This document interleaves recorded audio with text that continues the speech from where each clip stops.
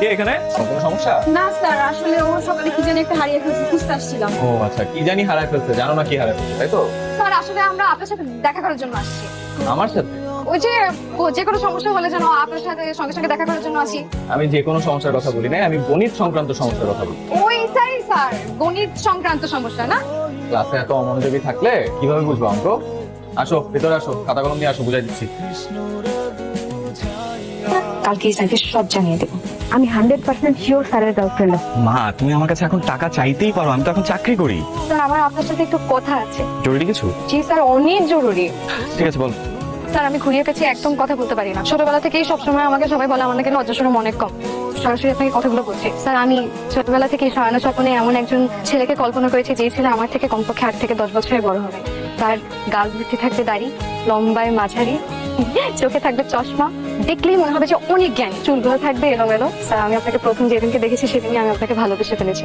এখন স্যার আপনি যদি আমাকে মানা করেন তাহলে আমার সব আশা ভরসা ভেঙে একদম খান খান হয়ে যাবে স্যার। তোমার জরুরি কথা শেষ, এবার চোখটা খুন। আমি আজকে যাই, হ্যাঁ? খুব খিদা লাগছে, রুম আছে, জলদি ভাত খাও। কাল খুলে দেখাবো। আমি আগেই বলছিলাম তার তোকে পাত্তা দিবে না। আমি স্যারের চোখের দিকে তাকিয়ে দেখছি, তার চোখে মুখে আমার জন্য একটা ভালো লাগা আছে। স্যার আপনি আমাকে কতবার রিজেক্ট করবেন? যতবার রিজেক্ট করবেন কতবারই আমি ঘুরে আবার আপনার সামনে দাঁড়িয়ে বলবো আপনি আমার সেই মনের মানুষ যাকে ছাড়া বাঁচা অসম্ভব। কবি বলেছেন, একবার না পারিলে দেখো শতবার। তাই এদিকে আসো। আর আমি হ্যাঁ হ্যাঁ, আপনি এদিকে আসেন।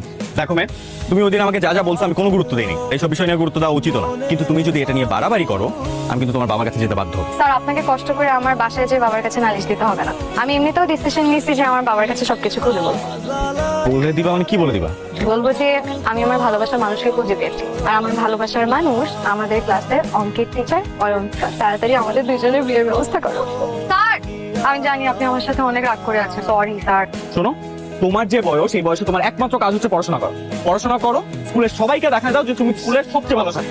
দেখাই দিই, কিন্তু আমার একটা শর্ত আছে। আমি যদি ঠিকঠাক মতন পড়াশোনা করে ভালো রেজাল্ট করতে পারি তাহলে আপনি আমার সাথে প্রেম করুন।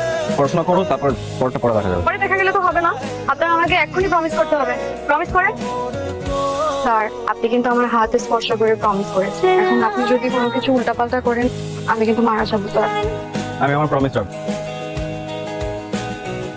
কংগ্রাচুলেশন। আমার মাথায় আসছে না যে মেয়ে কিনা সারা বছর পড়াশোনা করার পরেও তার রোল নাম্বার 80-90 নিচে নামাতে পারে না, সে কিনা সবচেয়ে ভালো রেজাল্ট করেছে। কিন্তু ম্যাজিক জানো না? হ্যাঁ স্যার, ম্যাজিক তো একটা আছে। স্যার অয়ন স্যার কোথায়? ওনাকে কোথাও দেখতে পাচ্ছি না। অয়ন তো চলে গেছে গত মাসে রিজাইন করে।